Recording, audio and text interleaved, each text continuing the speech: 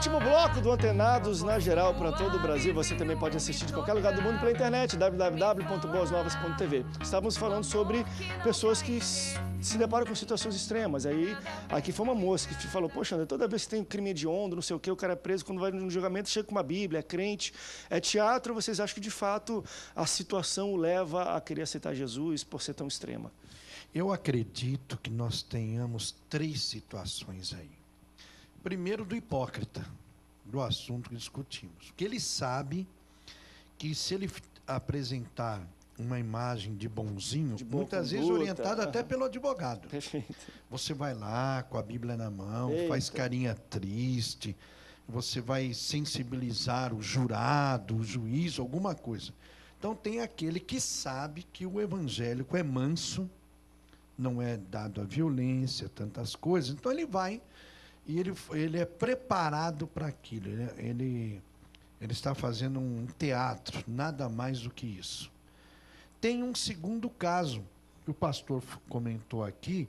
Hoje nós temos um número enorme de filhos de evangélicos que cresceram dentro da igreja. A gente vê muito comum o nome aí, a pessoa foi presa lá, Lucas, Davi, né, Zacarias, Israel. A gente vê que são nomes que vieram da Bíblia. Então, e aqueles que foram condenados ou presos, qualquer que seja o tipo do crime, quando ele é preso, ele cai na real, ele se sente como o filho pródigo. Puxa, na igreja, na casa do meu pai, da minha mãe, eu vivia bem, onde eu vim parar? Ele, então, sente a necessidade de voltar para o Senhor Jesus. E tem o terceiro, que realmente ele se converte. Surgiu, às vezes, Deus tem um plano na vida de uma pessoa, que a única maneira de Deus pegar essa pessoa é dar uma espremida nela. Sabe? Aí ele vai parar na cadeia, vai parar num hospital arrebentado, qualquer outra coisa. Então ele cai em si, e naquela hora que ele está quebrantado, a palavra chega no coração dele. É uma situação de... Agora, saber, dentre os 3, onde está a sinceridade, só Deus sabe, e o fruto que virá amanhã. Porque a maioria desses evangélicos, lamentavelmente, que aparecem assim, nem todos permanecem. Eu disse maioria, estou sendo radical demais. Muitos deles, eles não permanecem com aquela fé, com aquela persistência. E eu já ouvi detento dizer assim, olha, eu dou glória a Deus de ter sido preso. Porque quando eu estava no mundo, eu era prisioneiro. Hoje, prisioneiro, eu sou livre em Jesus Cristo. Né? Então, são situações que a gente vê das mais adversas. Eu concordo plenamente com o que os irmãos falaram.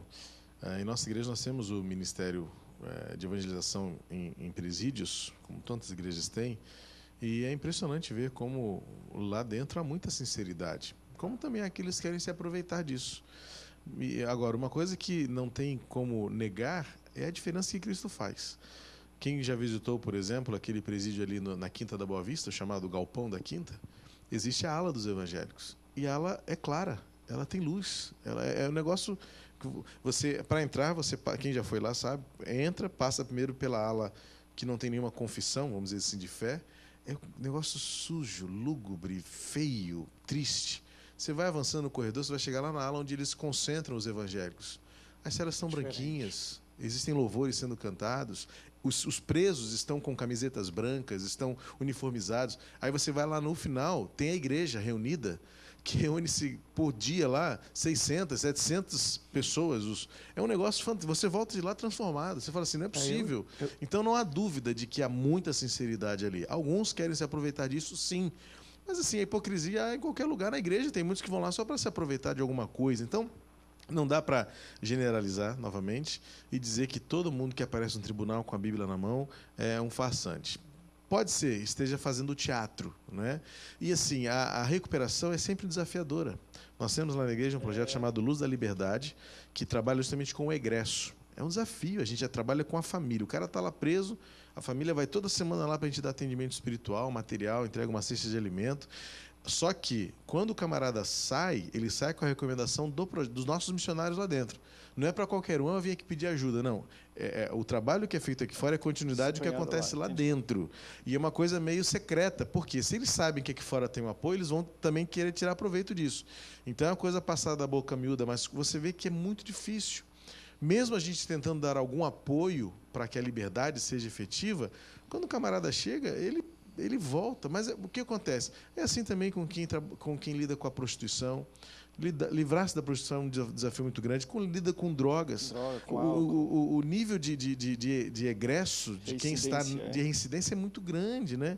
Então é um desafio. E assim, quanto mais as igrejas investirem, será melhor. Lá é um lugar que precisa de Jesus Cristo. Os presídios precisam de Jesus. Eu trabalhei em cultos, dirigindo culto no presídio, hoje extinto, Frei Caneca. Quero até mandar um abraço, que a Rede Boas Novas está entrando também dentro dos presídios, né?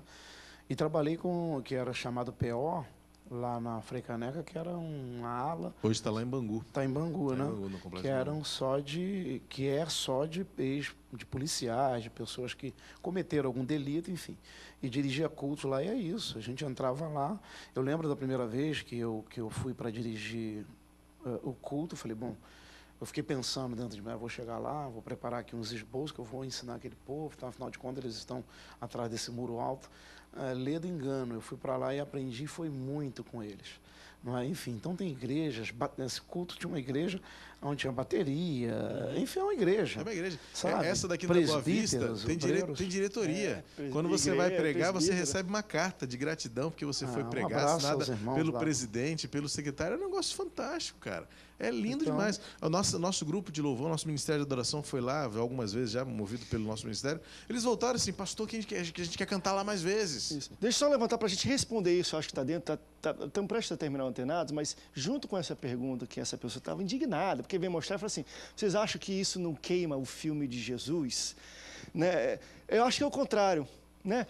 Jesus não está preocupado com o filme dele, não, porque você vai, parece que é um monte de crente preso. Se ele era crente aqui fora e foi preso, aí não sei, mas aceitou Jesus lá dentro, querido, Jesus está feliz de ter Jesus andou com a escória da sociedade dele. Nós temos que lembrar que Jesus foi condenado pela sociedade, porque dizia, ele se diz filho de Deus, ele só anda com pecador, com prostituta, com beberrão. Seria um daqueles ali, então é bom lembrarmos que o Senhor Jesus Cristo ama essas pessoas, quer libertá-las, e nós temos a obrigação de sermos instrumentos das mãos de Deus para ajudar essas pessoas na obra que o Senhor Jesus quer fazer com elas. A capelania prisional é um trabalho fantástico, é desafiador, mas é lindo, é lindo. Tem vidas sendo transformadas dentro dos nossos presídios, sim, e delegacias. E só respondendo, não queima o filme mesmo, assim, uma pessoa que cometeu o crime e depois aparece com uma Bíblia, eu acho que não queima o filme. Que queima o filme é um cara que se diz que é crente, é hipocrisia.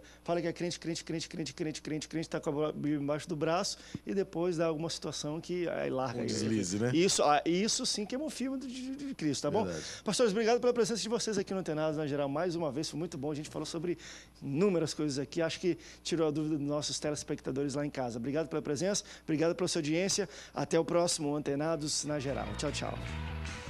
Eita, Deus.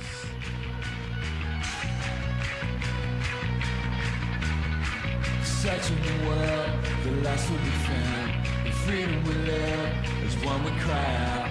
And carry the cross, you died and rose again. My God, I'll only ever keep my arms.